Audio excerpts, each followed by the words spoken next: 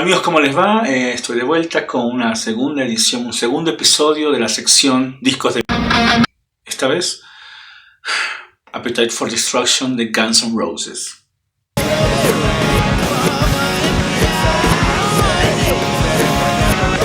Antes de que me manden a la mierda, quiero hacer un pequeño disclaimer para que quede claro de qué se trata Discos de... Primero es el nombre de la sección, nada más, y quizás los puse así para que la gente se emocione y quiera verlo. Y no significa que sean discos que sean una basura o un desastre, sino discos que tienen cierto renombre, pero que tienen problemas por ahí y por allá. No son discos malos, no hablo de discos malos, solo hablo de discos con problemas. Entonces quiero partir de eso, ¿no? Problemas para mí, evidentemente este es mi punto de vista, mi perspectiva, luego de escucharlos 2 millones de veces y de leer un montón de información sobre cómo fue la producción del trabajo. Entonces, casi boto algo. Con eso claro, con eso ya fuera de mi pecho, pues empezamos. ¿Y por qué es un disco de Appetite for Destruction? No es por necesariamente la banda, porque la banda es una buena banda, es una banda que durante mi adolescencia era importante. Yo recuerdo, mi época de furor de Guns N' Roses fue con los Use Your Illusion, porque yo estaba en el colegio y empecé a escucharlos recién. Y tenía compañeros que con hermanos mayores me prestaron discos anteriores, el Lies y el Appetite for Destruction, que ahí fue que lo escuché. Entonces Guns N' Roses es una parte muy importante de mi educación sentimental, pese a todo lo que podamos decir de sus letras y de esa actitud de estrellas de rock que ya es una actitud casi en decadencia en este momento, de que hacían lo que les daba la gana, se iban del show, llegaban 10 horas tarde, no les importaba nada. Creo que en ese momento de adolescencia puede ser una banda que representaba un poco ese exceso que parecía interesante. Era caricaturesco, pero parecía interesante. Entonces con eso quiero decir que no es que sea un tema ligado al grupo en sí. Quizás sí a algunas de las canciones de ese disco, porque es un buen disco, pero no es un disco que tenga todas las canciones sean buenas. Eso es un hecho. ¿Sí? Eso creo que es incuestionable. Incluso si se ponen a revisar el número de plays que tiene en servicios de streaming, van a encontrar al menos 3 canciones que tienen muy por debajo el número de plays, ¿sí? Del resto, ¿ya? Pero creo que el problema central del disco, por lo cual yo lo considero dentro de esta categoría, es el tema sonoro, ¿sí? No es un disco que precisamente suene mal por culpa de la banda, no es un disco que está mal tocado. O sea, tenemos a Steven Adler, un gran baterista en la bata, que se compagina muy bien con Duff McKagan en el bajo. O sea, el bajo y la batería están tan conectados que la sección rítmica de la banda es una sección rítmica implacable e impresionante. Tanto así que hay muchos motivos de música más tribal, onda africana y quizás con más ritmo en el disco, en varias canciones, y funcionan muy bien, ¿ya? Luego tenemos evidentemente el ídolo de la guitarra de los años fines de los 80, inicios de los 90, que es Slash, por tanto por su apariencia, por todo lo que hacía en el instrumento, haciendo los solos y la guitarra principal en todas las canciones, perdón. Y también guitarra acústica. Hay una guitarra acústica en el disco dando vueltas por ahí. Un Izzy Stradlin, que es la segunda guitarra, quien mantiene, que es algo interesante, es una especie de contrapunto en lo que él y el Slash hacen en el instrumento. Uno por un lado lo escuchamos y otro por otro lado, si estamos con audífonos, lo escuchamos separados, y eso también permite entender qué está pasando entre ellos. Eso sí es un mérito de la mezcla, haber separado las guitarras de esa forma.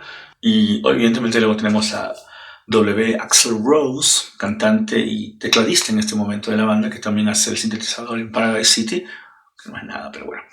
Él canta la voz principal y muchas voces de coro. Una bestia en ese momento, su voz estaba en un punto en el cual la odiabas o la amabas. Y yo creo que también hay otra cosa que hay que tomar en cuenta, y es que la voz de Axl Rose es un gusto adquirido. Es muy probable que no te haya gustado de entrada. Es muy probable que hayas dicho, ¿por qué canta así? ¿Qué le pasa? ¿O por qué esa forma? Y yo creo que eso tiene que ver con el problema principal del disco.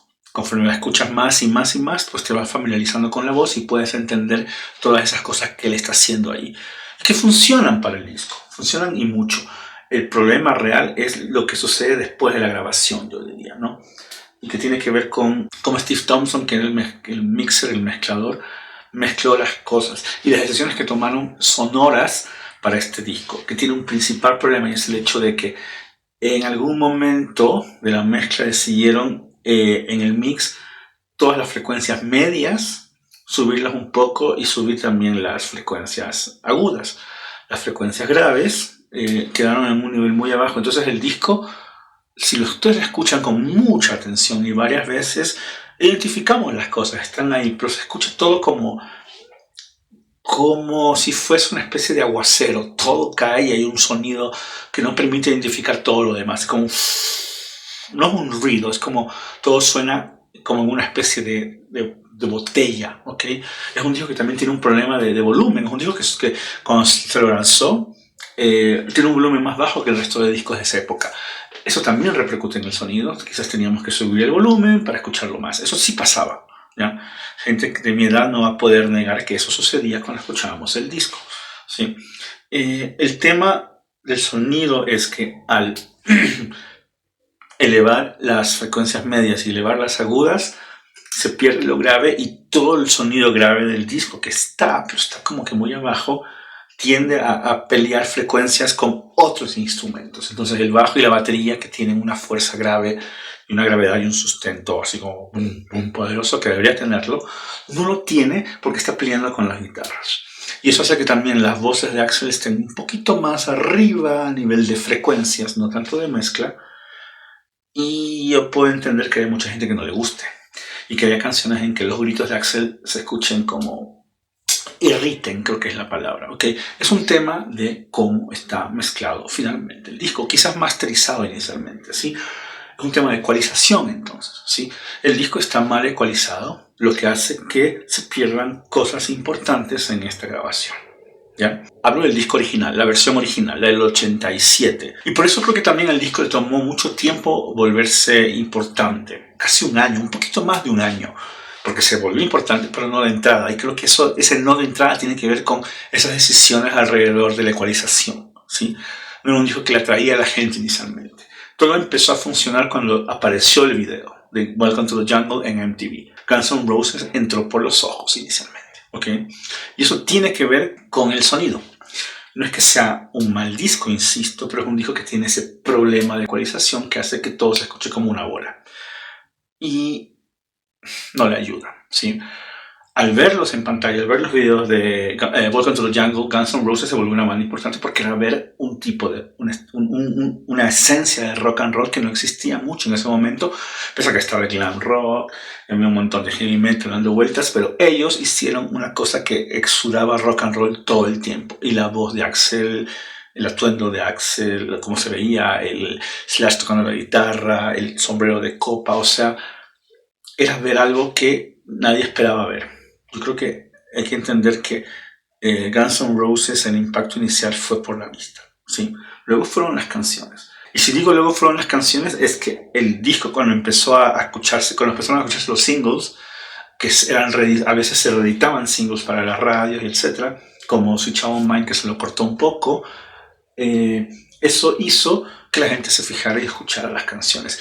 Y el disco tiene buenas canciones, tiene muy buenas canciones, o sea, y si queremos escucharlas de mejor forma, sería bueno que escudriñemos en la edición de 2018, que a nivel de CD, a nivel de discos, a nivel, digamos, físico, perdón, tuvo una versión que costaba casi $1000, que era una locura para coleccionistas con un montón de memorabilia, un montón de cosas, discos, etcétera, etcétera, etcétera, y que podemos escuchar en servicios de streaming, que es la versión de los 30 aniversario, que tiene un montón de canciones más, pero tiene una versión remasterizada del primer disco, ¿sí? Y en esta remasterización se corrigió ese problema de manera precisa. Se escucha todo mejor, ¿sí? Muchísimo mejor. Tanto que hay canciones que mejoran la experiencia porque ya no tienen ese problema de que los niveles de las frecuencias están alterados. Aquí hay una conciencia de cómo hacer que este disco suene bien para este momento y eso hace que el disco suene 10.000 veces mejor. Una de las canciones que se beneficia, quizás la que más se beneficia de esto, es Think About You, que es una canción menor del disco, quizás una de las tres malas, es la menos mala, porque fue hecha por Izzy Stradlin, que viene a ser esa especie de genio interno de la banda, que es un algo que se ha convenido a nivel de fanáticos y críticos. Izzy Stradlin era una amalgama dentro de todo y era el que hacía las canciones o hacía que las canciones tuvieran una fuerza para el público, ¿ya? Y Think About You mejora un montón porque las frecuencias agudas no están tan agudas, entonces todo tiene un poco más de espacio. Eso es lo que pasa con esta remasterización, todo tiene mucho más espacio a nivel de frecuencias y todo se escucha en su lugar. Entonces esa guitarra acústica que toca Slash en el coro de Think About You todo el tiempo haciendo un arpegio, que en el disco original suena como que si estuviesen acuchillando con un lápiz metiéndose en la oreja así. Aquí suena, está ahí, pero tiene un nivel que permite que todo lo demás esté bien, flotando en el lugar que debe flotar. Es una gran mejora. Y eso hace que Think About You, por ejemplo, que tiene un buen final. Lo mejor de la canción es el final, y eso es lo que hace grande a la canción. El final, cuando regresa el solo y Axel empieza I think about you, ya. Y Stephen Adler acompaña con los golpes en la bata, esa parte que se vuelve mucho más intensa en esa nueva versión adquiere un nivel que tú dices, wow, verdad que es un gran final, porque luego se hace más lento, un poco más tenebroso con las guitarras sonando en un primer plano. Realmente funciona Think About You en esta remasterización, en esta nueva versión. Y si funciona Think About You es porque todo está funcionando. Y es verdad, todo funciona muy bien. Pero quiero hablar de la versión original. O sea, si ustedes quieren tener una experiencia sonora agradable alrededor del disco, vayan a la versión de 2018, porque sí, mejora y no saben cómo, ¿sí? Pero la versión original tiene una serie de problemas, pese a tener grandes canciones. Welcome to the Jungle es quizás uno de los mejores inicios de un disco de rock de toda la historia. Gran inicio, no hay nada que hacer. Esa guitarra con un poco de delay de Slash al inicio es como que si se abriera el cielo y entrara un halo de luz a la humanidad. Es impresionante ese inicio, sí, vale la pena. Mr. Brownstone es otro gran tema del disco, también cortesía del gran Izzy Stradlin, ¿sí? Es un gran tema, tiene un gran riff, tiene un gran ritmo, y tiene sobre todo un puente que es una de las cosas más maravillosas que Guns N' Roses ha hecho, ¿sí? El de I used to do a little but a little wouldn't do it so a little got more. Esa parte es, o sea, te exige levantarte a mover la cabeza y a cantarlo, porque es impresionante cómo está hecho, ¿sí? Es muy bien colocada en esa parte. Es interesante y hablo de esta canción que me permite hablar de algo a nivel de estructuras de Guns N' Roses. Una de las cosas que es muy básica en su sonido es que tienen, digamos, hay un inicio, el estrofa verso, luego viene el coro, precoro, y eso lo van repitiendo, el inicio no tanto, repiten las otras partes, pero cuando van a tocar el solo, tratan de cambiar siempre la parte armónica, tocan otros acordes, hacen otros arreglos para que el solo esté en otro nivel y luego regresan a la misma tonalidad que estaba, que soy la estrofa o el coro. Eso hay en muchas de las canciones de Guns N' Roses y eso es uno de los puntos altos de su trabajo, ¿ok? Paradise City es otra de esas grandes canciones del disco, o sea, ¿qué se puede decir de Paradise City que no se haya dicho? Funciona, es un gran canto de estadio, o sea, es una canción para que todo el mundo salte y grite, te mueve el cuerpo, es un gran tema de rock. En la grabación original funciona porque es tan buena la canción, está tan bien tocada que no importa cómo la presenten. Quiero decir, es un tema que si haya sido grabado a través de una piedra o una papa, iba a ser éxito, porque es un tema, ¿ya? Otro gran tema, evidentemente, de este disco es Sweet Child O' Mine. Nada que decir. O sea, es un tema que tiene a Izzy Stradlin ahí metido también y que es como esta especie de punto medio entre balada y tema de hard rock pop que no tenía más remedio que volverse popular. Sí, es así. Y nuevamente tenemos esta parte en la cual Slash toca una guitarra acústica en todas estas secciones que hay entre las estrofas. El ya con eso, hay una guitarra acústica sonando que sí está presente en la grabación original. En la del 2018 tiene un nivel o tiene una especie de presencia que suena como un colchón que hace que la canción en esa parte incluso respire un montón. Es impresionante cómo una buena masterización hace que las cosas se muevan por otro lado. Y luego, bueno, el final, el solo, es una locura, nuevamente una nueva estructura que aparece. Luego tenemos el final que según la historia dicen que con Mike Clean estaban trabajando la canción y tenían esa otra parte para terminarla, para hacer el cierre, y no tenían letra. Entonces Axl Rose se puso a decir "Where do we go? Where do we go now?", diciendo "¿a dónde vamos de aquí? ¿Qué hacemos aquí? ¿Qué más va a pasar?". Y finalmente les gustó mucho eso y lo dejaron. No tiene ningún sentido a nivel lírico, pero funciona muy bien por todo lo que nos está diciendo la canción. Es decir, es algo tan aleatorio que queda perfecto, ¿sí? Y el final de la canción es bárbaro, ¿no? Esa bajada en la voz que hace Axl de "no, no, no, no, no, no, no". O sea, es fabuloso. O sea, es una cosa que tú dices, ese me encanta, ¿ya? Y la última gran canción, y que probablemente sea la mejor canción que haya hecho Guns N' Roses en toda su historia, es la canción que cierra el disco. Appetite for Destruction tiene una gran canción de cierre, de inicio, y la mejor canción de la historia al final. Rocket Queen, no hay nada que decir. O sea, Rocket Queen es una mezcla de dos canciones, también por ahí interviene Easy, una mezcla de dos canciones que lo que consiguen es de todo ese primer momento de algún tipo de tensión que incluso involucra cierta sexualidad de por medio con el riff y luego con esos gemidos que se supone que son producto de un acto sexual, de un coito de Axl Rose con, en ese tiempo no sé si era novia o exnovia del baterista, en el estudio pasó eso y lo grabaron. Eso es lo que suena, porque esa es la fuerza de la canción.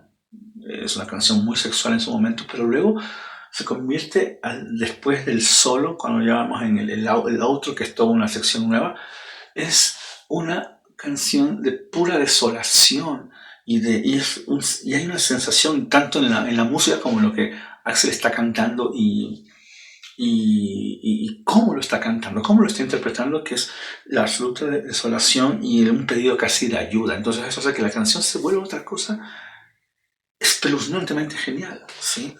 Es algo que yo en ese momento, cuando era adolescente, cuando lo escuché, no podía creerlo. Ya había escuchado el Use Revolution, ya tenía una idea de cómo hacen ellos unas canciones largas, como Coma, que es la canción que cierra el Use Revolution 1, pero a diferencia de Coma, Rocket Queen, que también es larga, creo que dura 7 minutos,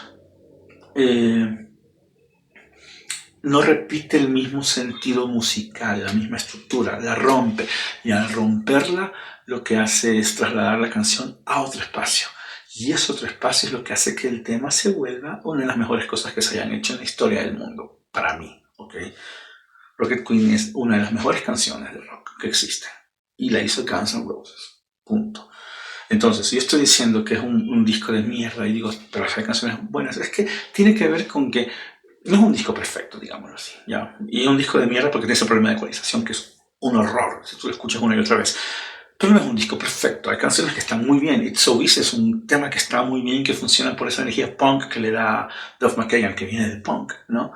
Con el bajo y ese tono de bajo que en la versión original es un tono todavía muy medioso y muy como in your face. En la versión remasterizada se acopla mejor, ¿sí? Night Train está bien, tiene un buen riff, pero el único mérito de esa canción es que tiene el único solo de Izzy Stradlin en el disco, ¿no? Está en la canción. Pero Night Train la puedes escuchar una o dos veces si te gusta, tiene un buen final y todo, pero puedes hacer skip. Ese es el tema, le haces muchos skips al disco. Out to Get Me creo que es la peor canción para mí, ¿sí? Es una canción que tiene una muy mala estructura, de golpe cambian, suben el tono y de una forma que es como muy arbitraria y que no repercute en nada en la canción. O sea, no es una canción que tenga ni siquiera una melodía interesante, ¿sí? My Michelle tiene una gran estrofa y una gran intro, ¿sí? El coro quizás es lo que cae un poco, pese a que al final ese coro se convierte en algo que es mucho más enérgico y que le da potencia. Estoy recordando los nombres de las canciones. You're Crazy. Ya les hablé de Think About You, ¿no? Entonces es la mejor de esas, pero You're Crazy es una versión innecesaria de una canción que es muy buena. La versión de de GNR Lies, de esa especie de doble P que sacaron un año, no, en 89, si no me equivoco, 88, 89, que es una versión mucho más contenida, mucho más lenta, con una acústica, y lo estoy tocando con una Fender Stratocaster, o sea, es una versión maravillosa esa. La Appetite for Destruction es innecesariamente rápida, es como un hard rock que tenían que hacerlo y lo hicieron y no funciona. Realmente a esa velocidad y con esa intención no funciona. Anything Goes. Tiene un riff interesante, es una de esas canciones que venían tocando ya Easy y Axel en su banda anterior, pero empieza a tener elementos que tú dices son interesantes, funcionan, y que el coro dices, el coro tiene su onda, my way, your way, anything goes tonight, ya, perfecto. Pero no llega a explotar como debería y como explotan otras canciones del disco. El final, eso sí, es interesante, ¿sí? Pero hasta ahí, ¿no? Entonces tenemos un disco que tiene la mitad de grandes canciones y la otra mitad de canciones que van de buenas a muy malas. Es muy difícil para mí decir que es el mejor disco de la historia, pese a que es el debut más importante a nivel de ventas de la historia del rock. ¿Sí? El disco debut sí lo es y tiene su razón de ser eso. Es el disco que nos trajo a una banda que se tomó en serio grabar el disco, pese a que eran un desastre como personas, vivían un buen porcentaje del dinero de anticipo que les dieron para grabar el disco, lo gastaron en comprar drogas, se pelearon entre ellos, se tomaban un montón de tiempo, grabaron rápido el bajo batería, rápido, realmente rápido, pero se demoraron meses en grabar guitarras y se demoraron mucho más en grabar voces porque ya había un criterio de buscar algo y eso se siente, sí. No lo encontraban del todo, pero lo que sí había era una banda tan compacta que funcionaba muy bien y que esa química se rompió inmediatamente porque primero sacaron a Steven Adler de la banda, que era el groove que tiene Guns N' Roses en ese momento. Es Steven Adler, o sea, la forma de tocar el estribil y de llevar el ritmo y de usar un caudal cuando se debe, es como... fue una gran pérdida para la banda que lo sacaran.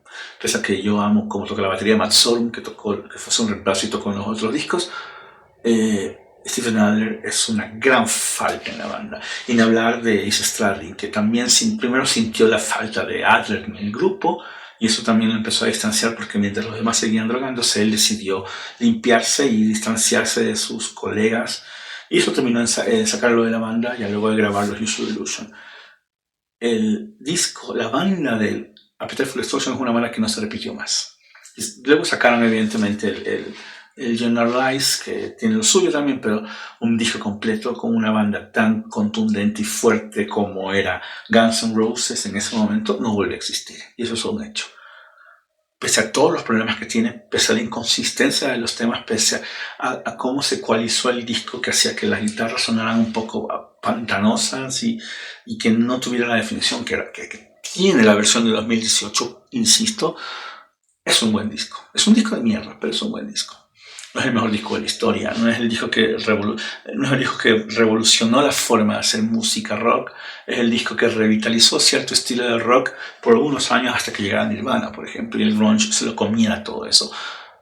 Pero durante al menos 5 años, 4 o 5 años, Guns N' Roses fue importante porque le dio nueva fuerza a una música en una sociedad tan empaquetada que quería hablar de la calle, de las drogas, del sexo, del rock and roll y de todo aquello que hacía espantar a los padres y abuelos. Es como decir que ellos revitalizaron el rock porque tenía que pasar, y el rock es eso. Ahora el rock es otra cosa, no sabemos qué es, pero en ese momento era muy claro lo que significaba hacer el rock. Y por eso, aparte de ser un disco, es un buen disco. ¿Sí? Escuchen Appetite for Destruction, la versión 2018 está en los servicios de streaming, búsquenla y vayan a deleitarse de todo lo que sucede ahí. ¿Okay? Pues nada, les mando un abrazo y adiós, nos vemos pronto.